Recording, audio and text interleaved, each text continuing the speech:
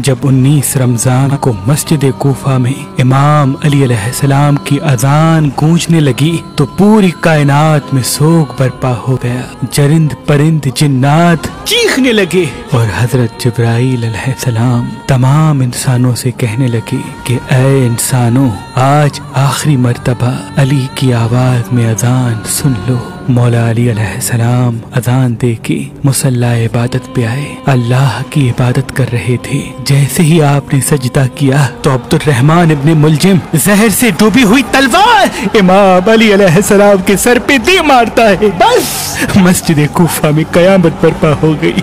तमाम चाहने वाले सर पीटने लगे। इमाम अली अलैहिस्सलाम का मुसल्ला खून से रंगीन हो गया। आपके सर का खून आपके चेहरे और दाढ़ी पे आ लगा। कुछ चाहने वाले उस मलून को ढूंढने लगे जिसने मौला अली को ज़र्ब मारी, तो कुछ मौला अली अलैहिस्सलाम के सर का खून साफ करने लगे। इतनी देर में इमाम अली अलैहिस्सलाम ने फरमाया, ऐ हसन, ये नमाज फज्र का वक्त है, पहले नमाज मुकम्मल करवाओ, उसके बाद मुझे देखना। इमाम हसन अलैहिस्सलाम ने नमाज पढ़ाई और मस्जिद में मौजूद तमाम मुसलमानों ने नमाज पढ़ी। जैसे ही नमाज खत्म हुई तो अब्दुर्रहमान इब्ने मुलजिम, जिसने मौला अली अलैहिस्सलाम के सर पे वार किया था, उसको पकड़ के इमाम की खिदमत में लाया गया और कुछ चाहने वाले शहद का शरबत बना के पास लेके आए। जैसे ही इमाम अली अलैहिस्सलाम ने अपने कातिल के चेहरे पे खौफ देखा तो अपने चाहने वालों से फरमाने लगे कि इस शरबत की मुझे नहीं बल्कि मेरे कातिल को जरूरत है, ये शरबत इसे पिला दो। और देखो, इसने मुझ पे एक वार किया है, इस पे भी एक ही वार करना,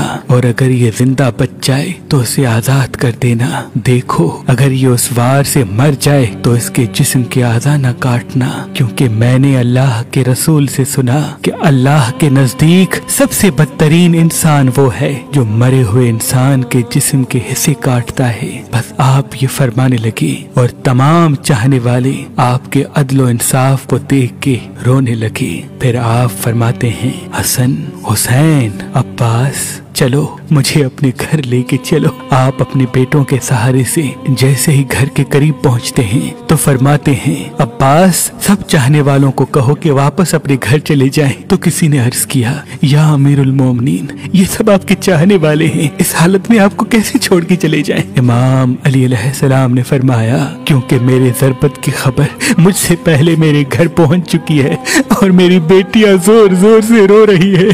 मैं नहीं चाहता कि मेरी बेटियों का आवाज मेरे चाहने वालों के कानों तक पहुंचे। बस तमाम चाहने वाले वहीं रुक गए और इमाम अली अलैहिस्सलाम घर तशरीफ लाते हैं। तमाम बीबियां रोती हैं, इमाम अली अलैहिस्सलाम को देख के फरियाद बुलंद करती हैं और इमाम अली अलैहिस्सलाम सबको दिलासा देते हैं कि मुझसे मेरे भाई अल्लाह के रसूल हजरत मोहम्मद मुस्तफ़ा सल्लल्लाहु अलैहि वसल्लम पहले ही फरमा चुके थे कि ऐ अली, मेरी उम्मत तुझे रमजान के महीने में मस्जिद में ज़र्ब मारेगी और तेरे सर के खून से तेरी दाढ़ी सुर्ख हो जाएगी। ये वक्त सब्र का है। आपको बिस्तर पे लेटाया गया।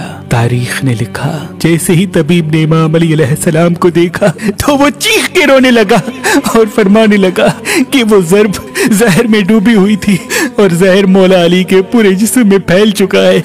जितना हो सके आप इनको दूध पिलाए। बस जैसे ही ये खबर कूफे की गलियों तक पहुंची तो कूफे के यतीम बच्चे अपने अपने हिस्से का दूध लिए इमाम अली अलैहिस्सलाम के घर पे आते हैं और बावाज़े बुलंद कहते हैं, या हसन, ये हमारे हिस्से का दूध हमारे मौला को पिलाए। हम एक मर्तबा यतीम हो चुके हैं, दूसरी मर्तबा यतीम नहीं होना चाहते। इमाम अली अलैहिस्सलाम बिस्तर शहादत पे भी मुसलसल अल्लाह का जिक्र करते रहे। बस जैसे ही 19 का दिन खत्म हुआ, 20 रमजान की रात आई, आप फरमाने लगे कि अब मेरे हुजरे में कोई भी ना आए, क्योंकि पूरी दुनिया के जिन्नात और फरिश्ते मुझसे मिलने आ रहे हैं। और फिर जैसे ही 20 रमजान का सूरज तुलू हुआ तो आप इमाम हसन से फरमाने लगे, ऐ हसन, जाओ मेरे तमाम चाहने वालों से कहो कि अपने इमाम का आखिरी दीदार कर लें। आपके अकीदतमंद कतार बना के जैसे ही आपकी ज़ियारत के लिए घर में दाखिल हुए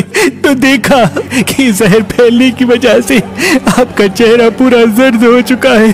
सब चीख के रोने लगे। इमाम अली अलैहिस्सलाम फरमाने लगे, पूछो जो पूछना चाहते हो, क्योंकि मैं अली जमीन के रस्तों से ज्यादा आसमानों के रास्ते जानता हूँ। पूछ लो। जब तुम मुझे अपनी आंखों से नहीं देखोगे तो पछताओगे कि काश कुछ और पूछ लेते। किसी अकीदतमंद ने सवाल किया, किसी ने जवाब लिया, कोई ज़ियारत करता रहा। बस जैसे ही अकीदतमंद जाने लगे, इमाम अली अलैहिस्सलाम ने फरमाया, हसन मेरे पूरे खानदान को मेरे हुजरे में लेके आओ। इमाम अली अलैहिस्सलाम ने वसीयतें की और